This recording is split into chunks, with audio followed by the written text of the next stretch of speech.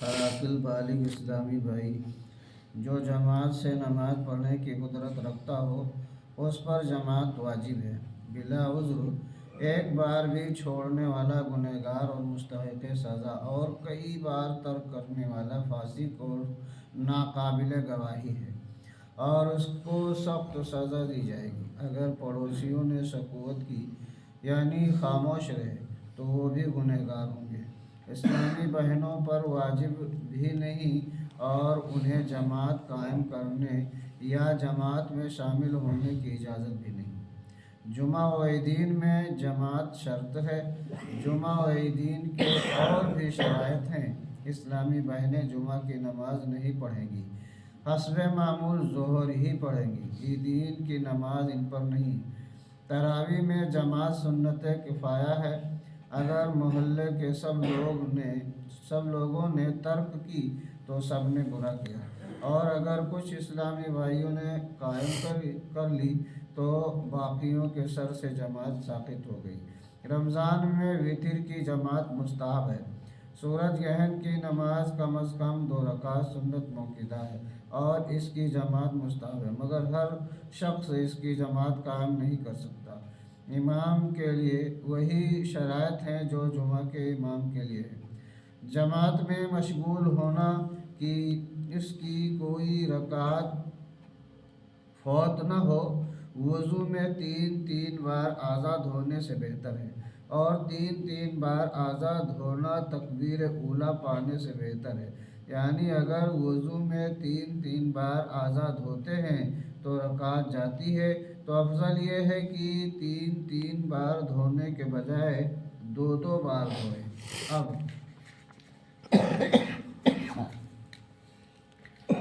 اب بھی رکعت جاتی ہے تو 1 بار ہی دھو لیں اور رکعت نہ جانے دیں، اور اگر معلوم ہے کہ رکعت تو مل جائے گی مگر تکبیر اولیٰ نہ ملے گی تو 3 بار دھوئیں۔ اگر پہلی رکعت کا رکوع مل گیا تو بعض علماء کے نزدیک تکبیر اولیٰ کی فضیلت حاصل ہو جاتی ہے۔ جس کی جماعت جاتی رہے اس پر واجب نہیں کہ دوسری مسجد میں جماعت تلاش کر کے پڑھے، ہاں مستحب ہے۔ اکیلا مقتدی مرد اگرچہ لڑکا ہو، امام کے برابر سیدھی جانب کھڑا ہو، الٹی طرف یا پیچھے کھڑا ہونا مکروہ ہے۔ 2 مقتدی ہوں تو پیچھے کھڑے ہوں۔ 2 مقتدیوں کا امام ایک کے برابر کھڑا ہونا مکروہ تنزیہی ہے، یعنی ناپسندیدہ ہے۔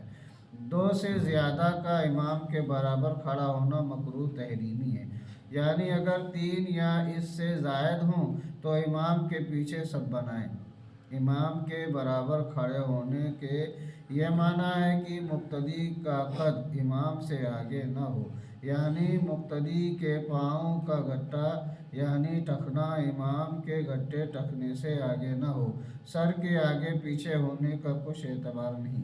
امام کے برابر کھڑا ہونے والا مقتدی امام سے ذرا قد ہو اور اس وجہ سے سجدے میں اس کا سر امام سے آگے ہو جاتا ہو، اس میں کوئی مضائقہ نہیں۔ ہاں، پاؤں کا گھٹا ٹخنا امام کے گھٹے سے آگے نہ ہونا چاہیے۔ اگر مقتدی کے پاؤں بڑے ہوں تو انگلیاں امام سے آگے ہیں، جب بھی حرج نہیں، جبکہ گھٹا ٹخنا آگے نہ ہو۔ ایک اسلامی بھائی امام کے برابر کھڑا تھا، اس دوران ایک اور اسلامی بھائی آیا تو امام آگے بڑھ جائے اور آنے والا اس مقتدی کے برابر کھڑا ہو جائے۔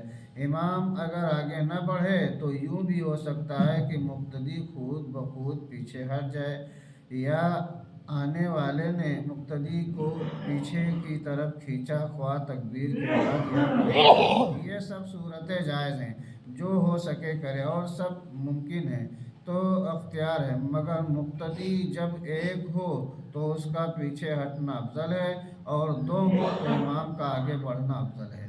اگر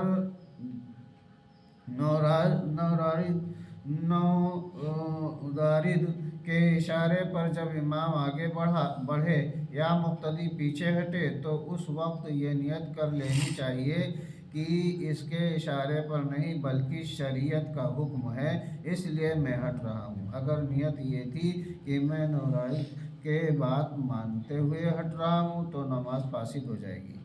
दरुल मुख्तार मतलब ये कि ऐसे मौके पर फ़ौरन अपनी तवज्जो हुक्म शरीयत की तरफ कर देनी चाहिए और इस नियत से पीछे हटना चाहिए कि शरीयत का हुक्म यही है। सफ में इस तरह मिलकर खड़े हों कि बीच में कुशादगी जगह न रह जाए और सब के मोटे कंधे बराबर हों। इमाम को चाहिए कि वसत बीच में खड़ा हो। अगर सीधी या बाईं जानिब खड़ा हुआ तो खिलाफ सुन्नत है। जब सफ़े कायम की जा रही हूँ उस वक्त अगर एक नाबालिग बच्चा हो तो वो किसी भी सफ हत्ता की पहली सब में भी जहाँ चाहे खड़ा हो सकता है, और अगर एक से ज़्यादा बच्चे हो तो उसकी सफ मर्दों की आखिरी सफ के पीछे बनाई जाए। सुभान सुभान अल्लाह। अल्लाह।